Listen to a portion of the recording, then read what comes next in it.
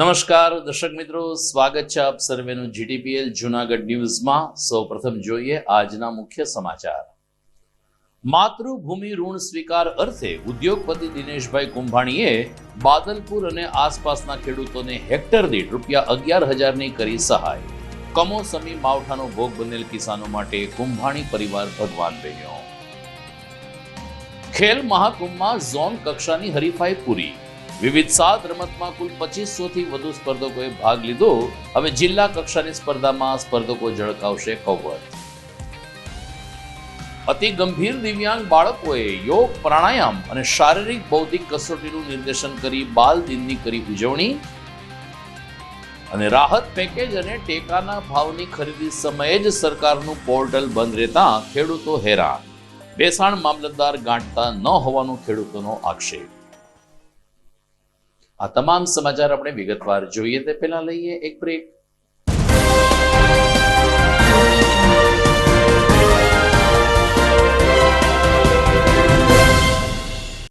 અભિનંદન વેવાઈ, એ આજનો દિવસ આપણા માટે ખૂબ શુભ છે, કેમ કે તમારી દીકરી નિશા અને મારા દીકરા સંજુના લગ્નની તારીખ નક્કી થઈ ગઈ ને। હાજી હાજી પપ્પા, લગ્નની તારીખ તો નક્કી થઈ ગઈ, પણ લગ્ન માટેની જ્વેલરીઓ? સંજુ બેટા, તારા દાદાજીના વખતથી ચોકસી હીરાલાલ મકનજીની જૂની પેઢી છે ને, એની સાથે આપણો વર્ષો જૂનો ઘરોબો છે, જે અત્યારે જય ભવાની જ્વેલર્સના નામે ફેમસ છે બેટા। જય ભવાની જ્વેલર્સ મતલબ ચોકસી બજાર જૂનાગઢ? તમે પણ જય ભવાની જ્વેલર્સ સાથે? અમે ભલે રાજકોટના હોઈએ, પરંતુ જય ભવાની જ્વેલર્સ સાથે અમારો પરિવાર પણ વર્ષોથી સંકળાયેલો છે, જ્યાં છેતરાવાની કોઈ શક્યતા જ નથી। આને કહેવાય સોનામાં સુગંધ ભળી। વાવ બેટા, ચાલો આપણે સૌ જઈએ જય ભવાની જ્વેલર્સના શોરૂમ પર। તમે લોકો જઈ આવો, હું રસોઈ બનાવી રાખું। લક્ષ્મી, આપણા દીકરાના લગ્નમાં થોડા દાગીના તારા માટે થઈ જાય હે? ચાલો મમ્મી। ચાલો ચાલ બેટા।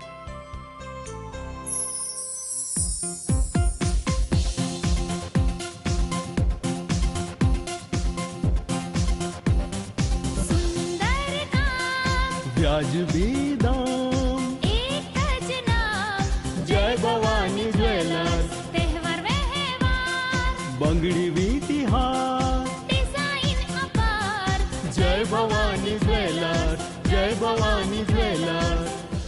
એક્સક્લુઝિવ દાગીના ખરીદવા માટે વિશ્વાસપાત્ર એક જ નામ, જય ભવાની જ્વેલર્સ, ચોકસી બજાર, જૂનાગઢ।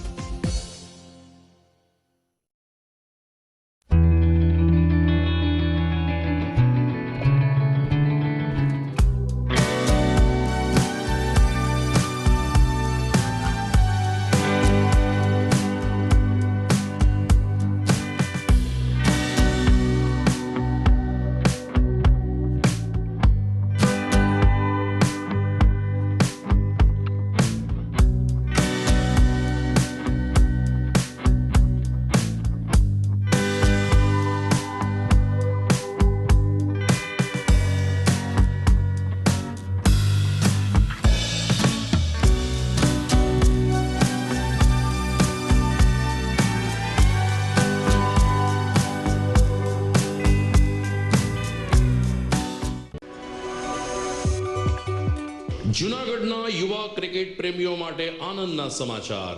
જૂનાગઢમાં સૌ પ્રથમ વખત શરૂ થઈ ચૂક્યું છે box cricket. The fun Leo resorts and ક્લબના ભવ્ય ટેરેસ ઉપર બોક્સ ક્રિકેટ।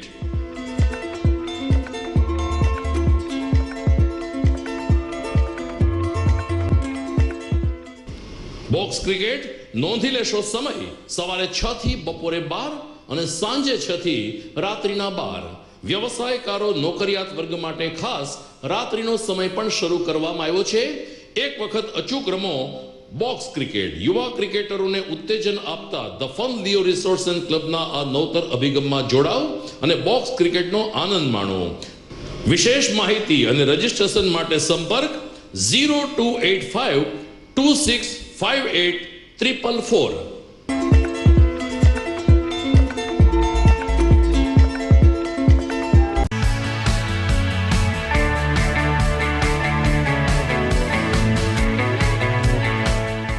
છે ને એકદમ જોરદાર ફૂલેલા દડા જેવી પૂરી અને ચટપટું ઘર જેવું જ શાક. આજે તમને મુલાકાત કરાવું ઝાંઝરડા રોડ ઉપર આવેલી મોડર્ન પૂરી શાકની. અહીંયા સવારમાં 9 થી લઈને સાંજે 10 વાગ્યા સુધી એકદમ એવન ટેસ્ટમાં લોકોને પ્રેમથી પૂરી શાક ખવડાવવામાં આવે છે. શાકમાં તમને 3 ઓપ્શન મળી રહેશે, તેમજ દરરોજ અલગ અલગ ઓપ્શન હશે અને જોડે જોડે તમારી સામે જ લાઈવ ગરમા ગરમ ફૂલેલા દડા જેવી પૂરી તમારી ડીશમાં આવે પછી જીભ થોડી હાથ મારીએ બોસ. જોડે પાપડ, સલાડ, છાશ, દહીં, શ્રીખંડ પણ મળી જશે. તેમજ શિયાળાના લીધે ઓળો અને રોટલો પણ અહીં મળી જશે. તો પછી બોસ જરૂરથી પહોંચી જ જજો.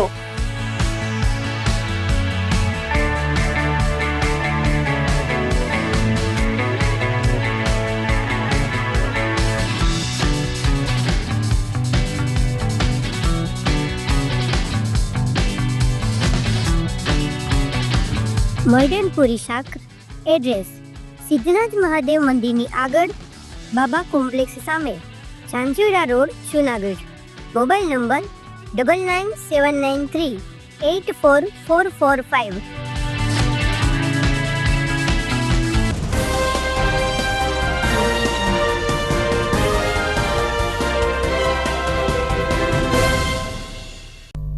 હવે જોઈએ સમાચાર વિગતવાર. હાલ ગુજરાતમાં એક સરસ ગુજરાતી ચલચિત્ર ચાલે છે જેનું જુનાગઢમાં શૂટિંગ થયું છે, લાલો. આ લાલા પિક્ચરમાં એવું બતાવવામાં આવ્યું છે કે કૃષ્ણ સદા સહાય તે. ભગવાન હંમેશા તમને મદદ કરે છે જો તમે દિલથી પ્રાર્થના કરો અને સાચા હો તો. જુનાગઢ તાલુકાના બાદલપુર અને આસપાસના ગામમાં કંઈક આવું જ બન્યું છે કે જ્યાં મૂળ બાદલપુરના વતની અને હાલ સુરતના ઉદ્યોગપતિ એવા દિનેશભાઈ કુંભાણીએ કમોસમી માવઠાથી ભોગ બનેલ 1010 જેટલા ખેડૂતોને આર્થિક સહાય કરીને સાચા અર્થમાં તેમણે કૃષ્ણ સદા સહાય તેની ઉક્તિ ચરિતાર્થ કરી છે.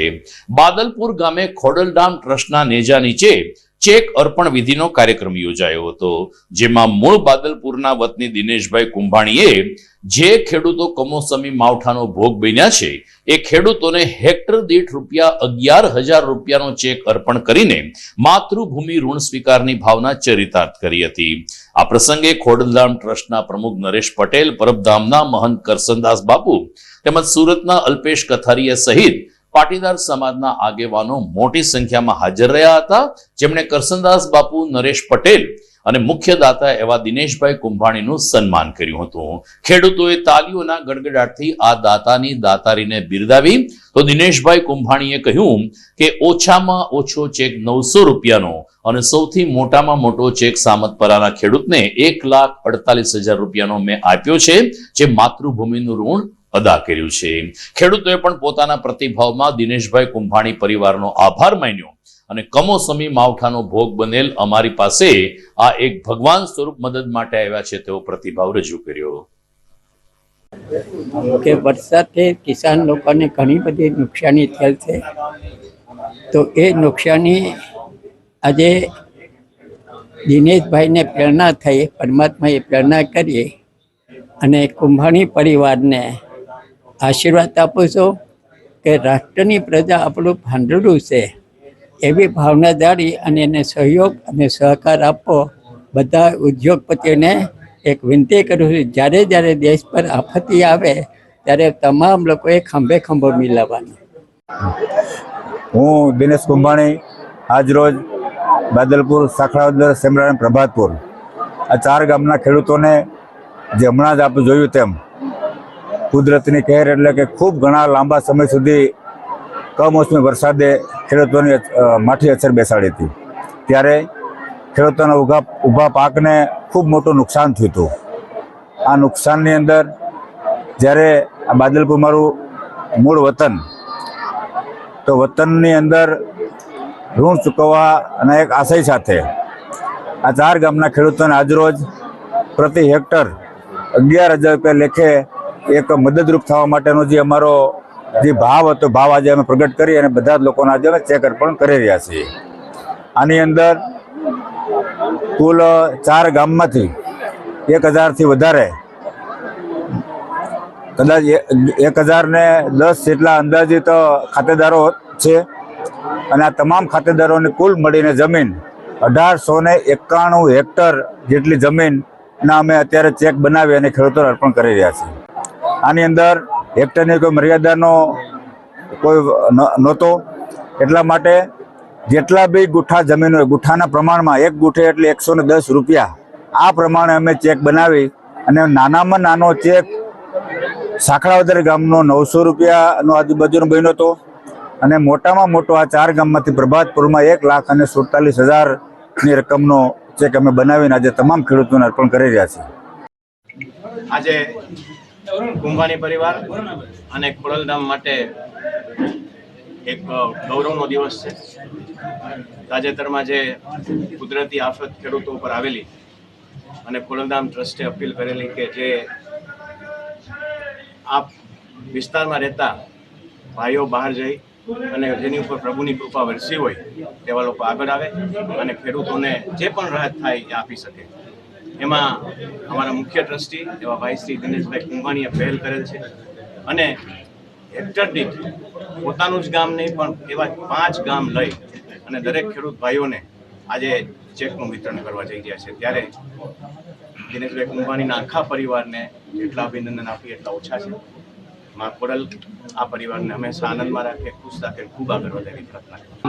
હમણાં તાજેતરમાં થોડા દિવસો પહેલા કમોસમી વરસાદને લઈ અને લગભગ તો દરિયાકાંઠાના બધા ગામોની અંદર જે બહુ ભયંકર નુકસાન થયેલું, ખેડૂતોના પાક ટોટલી પાક એના નિષ્ફળ ગયેલા, જેને લઈને અમારા ગામના ઉદ્યોગપતિ શ્રી દિનેશભાઈ કુંભાણી, અમારા ગામનું રતન, એ જે અહીંયા નાનો મોટો થયો અને એના ઉપર ગામનું ઋણ છે, એમને પોતાની ફરજ અદા કરી ગામનું ઋણ ચૂકવવા માટે બાદલપુર, સાંકળાવદર, પ્રભાતપુર અને સેમરાળા આ 4 ગામના તમામ ખેડૂતોને હેક્ટર દીઠ 11,000 રૂપિયા સહાય કરેલી છે.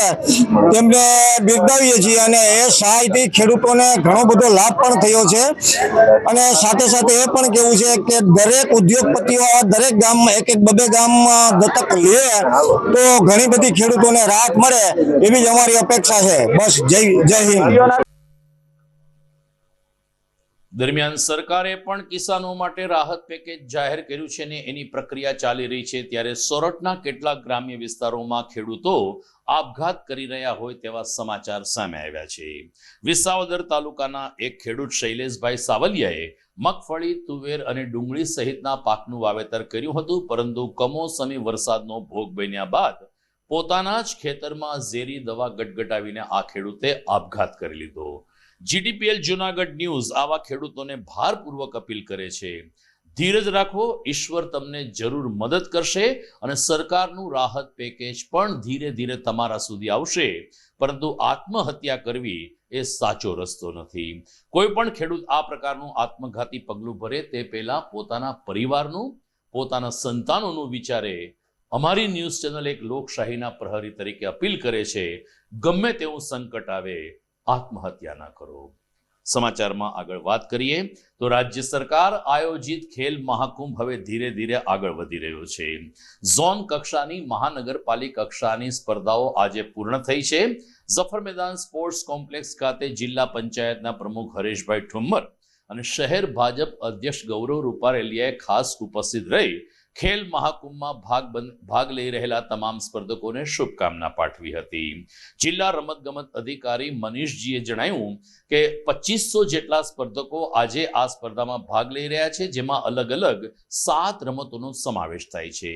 વોલીબોલ, ચેસ, દોડ, રસ્સાખેંચ જેવી સ્પર્ધાઓમાં શહેર અને ગ્રામ્ય વિસ્તારમાંથી એટલે કે તાલુકા કક્ષાએથી જે સ્પર્ધકો અને સ્પર્ધક ટીમ આવી હતી તેમણે હવે પોતાનું હીર ઝળકાવ્યું છે. હવે પછીના 12 દિવસ પ્રદેશ કક્ષાની એટલે કે જિલ્લા કક્ષાની હરીફાઈ યોજાશે, જેમાં પણ જિલ્લામાં આવેલા વિજેતા સ્પર્ધકો પોતાના કૌશલ્યનું પ્રદર્શન કરશે. આમ રાજ્ય સરકાર આયોજિત ખેલ મહાકુંભ આ વર્ષે સફળતા તરફ આગળ વધી રહ્યો હોવાનું ભાજપના પદાધિકારીઓએ જણાવ્યું હતું. નમસ્તે, હું જિલ્લા રમતગમત અધિકારી જુનાગઢ. ખેલ મહાકુંભ 2025 અંતર્ગત જિલ્લા કક્ષાની જે તાલુકા કક્ષાએથી વિજેતા થયેલી સ્પર્ધાઓ છે એનું 7 રમતોનું કબડ્ડી, ખોખો, વોલીબોલ, એથ્લેટિક્સ, રસ્સાખેંચ, યોગાસન, ચેસ આ તમામ સ્પર્ધાઓ જે તાલુકા કક્ષાએથી વિજેતા થઈને અહીંયા આવેલા છે એવા ખેલાડીઓ માટેની અહીંયા સરદાર પટેલ રમત સંકુલ જુનાગઢ ખાતે તમામ સ્પર્ધાઓનું સંકલન કરી અને એક સમયે એક સ્થળે અને એક જ સાથે આ સાથે 7 સ્પર્ધાઓનું બહેનોની સ્પર્ધાઓનું આજે જુનાગઢ ખાતે આયોજન થઈ રહ્યું છે. આ સ્પર્ધામાં લગભગ 2500 થી વધુ ખેલાડીઓએ ભાગ લીધો છે અને તમામ મેદાનો ગુજરાત સરકાર દ્વારા રમત સંકુલમાં ખૂબ સારી રીતે વિકસિત કરવામાં આવ્યા છે. 2010 થી શરૂ થઈને આજ સુધીના આ ખેલ મહાકુંભમાં આજે ખૂબ જ ઉત્સાહ જોવા મળી રહ્યો છે. આ ખેલ મહાકુંભના માધ્યમથી સરકારશ્રી દ્વારા પ્રતિભાશોધ સ્પર્ધાઓ અને યુવાઓ માટે આરોગ્ય અને સ્વાસ્થ્ય સંબંધિત જાળવણીની એક સંદેશ અને દરેક વયસ્ક લોકોને શારીરિક સક્ષમતા કેળવવા માટે રમતગમતની પ્રવૃત્તિના પ્રવાહમાં જોડવા માટે સરકારશ્રીએ અંડર 9 એટલે કે 9 વર્ષથી નાના યાને કે 7 વર્ષથી લઈ અને 90 વર્ષ સુધીના સ્પર્ધકોને અબાવ 60 એટલે 60 વર્ષથી ઉપરના સ્પર્ધકો માટે આ ઉત્તમ તક સરકારશ્રી દ્વારા ઉપલબ્ધ કરવામાં આવે છે. આ સ્પર્ધાઓના માધ્યમથી બાળકો ખેલાડીઓ રોકડ પુરસ્કારો વિજેતા થાય છે. આ સ્પર્ધાઓમાં શ્રેષ્ઠ શાળા તરીકે જિલ્લાની એક શાળાને પસંદ કરવામાં આવે છે. તાલુકા કક્ષાએ રમાતી સ્પર્ધાઓમાં તાલુકા કક્ષાની શ્રેષ્ઠ શાળા પસંદ કરી સરકારશ્રી દ્વારા પુરસ્કૃત કરવામાં આવે છે અને અહીંયા ટેલેન્ટ આઈડેન્ટિફિકેશનના માધ્યમથી સરકારશ્રી દ્વારા district level sports school, centre of excellency, Shaktidoot જેવી યોજનાઓ કે જે ઓલિમ્પિક સુધીની સફર ખેલાડીઓ માટે તય કરી શકે છે. આવી તમામ સુવિધાઓ સરકારશ્રી દ્વારા પૂરી પાડવાની એક તક ખેલ મહાકુંભના માધ્યમથી પૂરી પાડવામાં આવી રહી છે. મારું નામ છે ડાંગર વિરજા. મેં ભાગ લીધો છે દોડમાં 100 મીટર પોદાર ઇન્ટરનેશનલ સ્કૂલ અને મારા ટીચરનું નામ છે પિનલબેન. આજે વખતે કંઈક આયોજક બહુ અલગ થયું છે. બધા અલગ રીતે થયું છે. બધી પ્રકાર આજુબાજુ બધે નવી પ્રકારની સ્પર્ધાઓ ચાલે છે, જેમ કે લાંબી કૂદ, ઊંચી કૂદ, બહુ બધી અહીંયા હાલે છે. આજ વખતે આયોજક બહુ સારું કર્યું છે. નાસ્તાની પણ વ્યવસ્થા કરી છે, ફર્સ્ટ એડની પણ વ્યવસ્થા કરી છે. જો કોઈને કંઈ થાય તો ફર્સ્ટ એડ પણ છે, ડોક્ટરે પણ છે જે આપણી વ્યવસ્થા કરી શકે છે. આપણને કંઈ થાય તો અહીંયા બધું અવેલેબલ છે. જો કોઈને કંઈ થાય તો આપણે જઈ શકીએ છીએ. અહીંયા ચેસ, ઇન્ડોર ગેમ બધી અવેલેબલ છે. ઇન્ડોર ગેમ વાળાને અંદર, આઉટડોર ગેમ વાળાને બહાર. બધી રીતે આયોજક બહુ સરસ કર્યું છે. તો આજ વખતે ચાલો આપણે બધા પણ ભાગ લઈએ આ ખેલ મહાકુંભમાં. ધન્યવાદ. મારું નામ મેવાડા નેહલ લાખાભાઈ છે. અમે મેંદરડા તાલુકામાંથી આવીએ છીએ. શ્રી સરસ્વતી વિદ્યા મંદિર અમે રસાખેચ અંડર 17 માં ભાગ લીધેલ છે, જેમાં અમને નંબર આવેલ છે અને અહીંયાની વ્યવસ્થા ખૂબ જ સરસ છે અને આયોજન પણ ખૂબ સારું, જમવા રહેવા અને ફ્રેશ થવા પણ ઘણી વ્યવસ્થા છે. મારું નામ ટારિયા તુલસી છે. મેં ખેલ મહાકુંભમાં ભાગ લીધો છે. રસાખેચની ટીમમાં અમે ઓપનમાં રમેલા છીએ અને વિજેતા થયા છે. મેંદરડા સરસ્વતી સ્કૂલમાંથી આવ્યા છે અને અહીંયા જિલ્લા કક્ષાનો ખેલ મહાકુંભનું આયોજન છે. ખૂબ સારી રીતે આયોજન કરવામાં આવ્યું છે. વાત જ્યારે ખેલ મહાકુંભની નીકળી છે ત્યારે આગામી 27મી નવેમ્બરે મહાનગરપાલિકા સંચાલિત સ્વિમિંગ પુલમાં તરણ સ્પર્ધાનું આયોજન છે. પરંતુ તરણ સ્પર્ધા આ સ્થળે યોજાશે કે કેમ તે પ્રશ્ન છે, કારણ કે છેલ્લા 20 દિવસથી નવીનીકરણ રિનોવેશનના નામે સ્વિમિંગ પુલ ખાલી કરી નાખવામાં આવ્યો છે.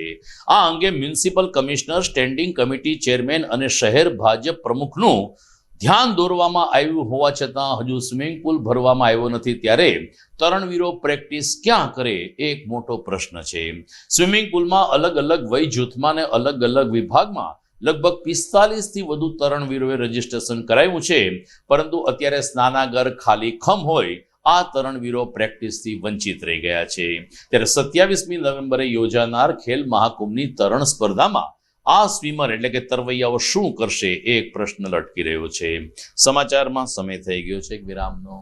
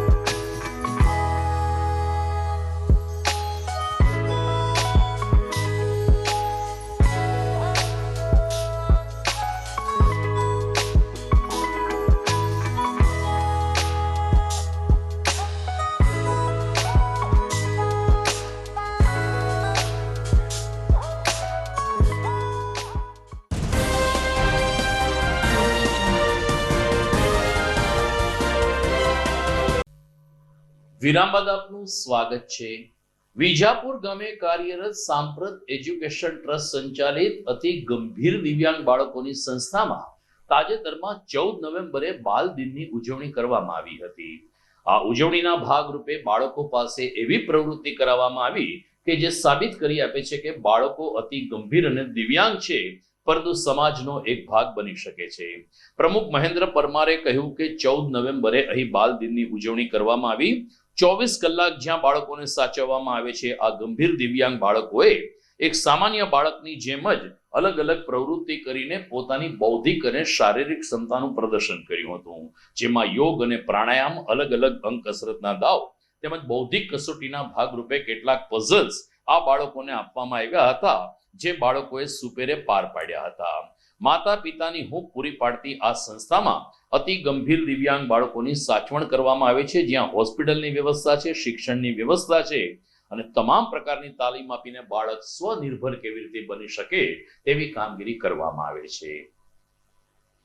વિશ્વમાં ચાઇલ્ડ દિવસ તરીકે ઉજવવામાં આવે છે, ત્યારે આપણા અતિ ગંભીર અનાથ દિવ્યાંગ બાળકો છે, એમાં પણ આપણે ચિલ્ડ્રન દિવસ તરીકે ઉજવવાનું નક્કી કરે છે. ત્યારે ખાસ તો સમાજને એક સારો મેસેજ જાય કે જે બાળકો છે એ મા બાપથી અલિપ્ત થયા હોય છતાં પણ કંઈક કરી શકે છે.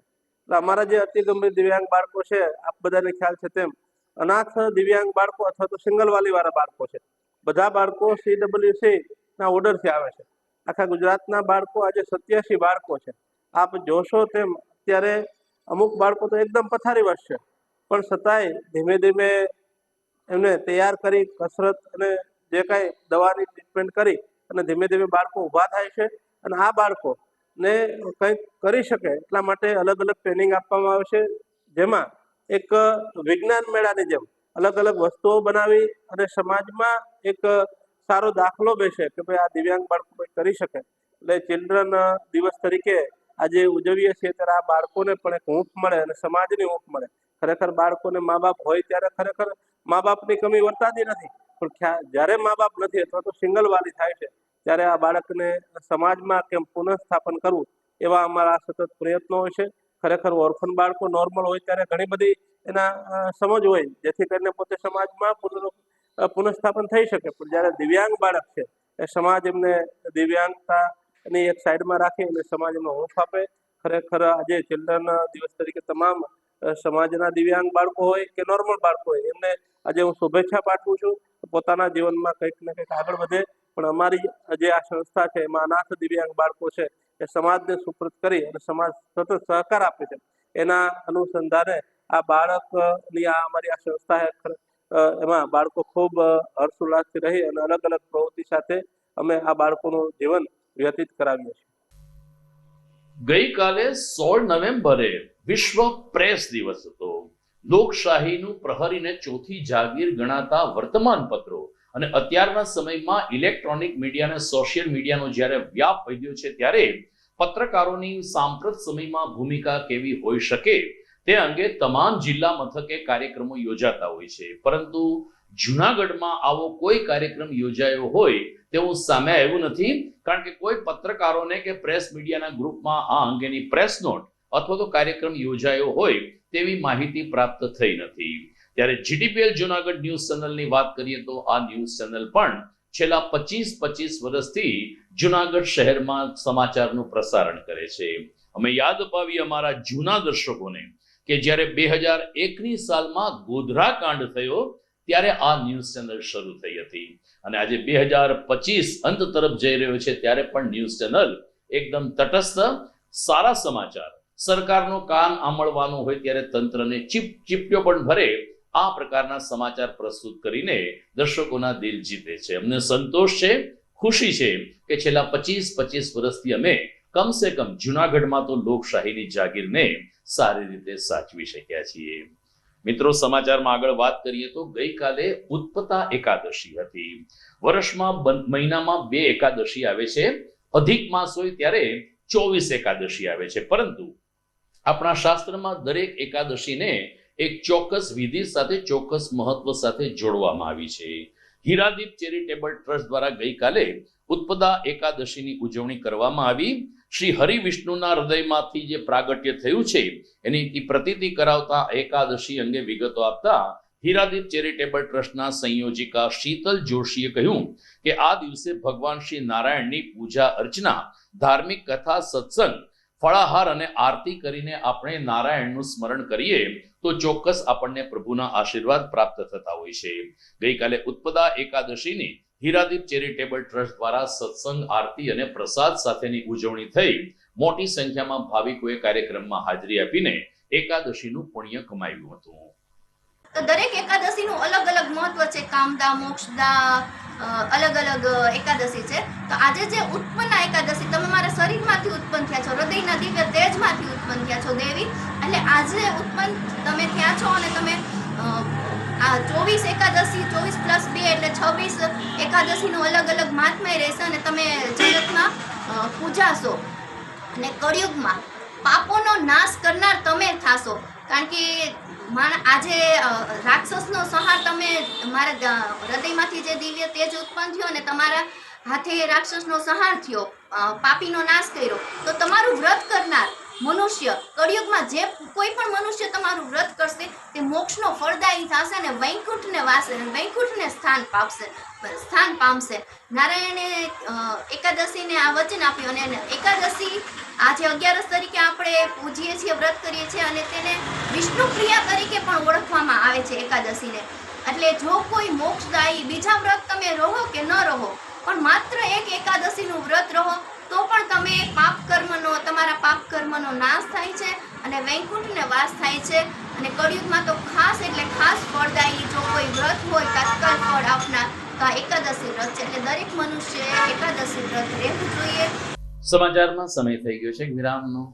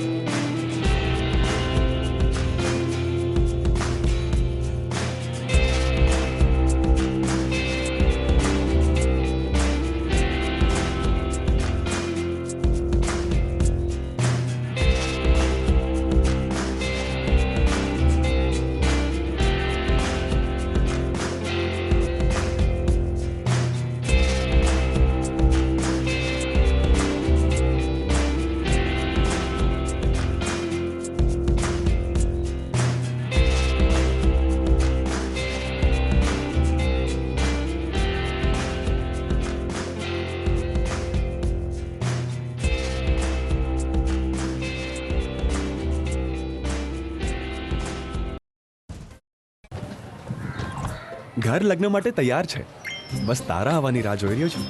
નવું ફર્નિચર, નવું ટીવી, નવો કેબલ. આજના જમાનામાં કેબલ ખૂબ જ સરળ પરિવાર છે. જ્યારે આ છે તો બીજા કઈની શું જરૂર? જ્યારે આ છે તો બીજા કઈની શું જરૂરત છે? GTPL ઓફર કરે છે HD પિક્ચર ક્વોલિટી અને GTPL ની 24/7 ગ્રાહક સપોર્ટ. આ તે જમાનાનું નહીં, આ જમાનાનું કનેક્શન છે. કાલે લગન કરી લઈએ.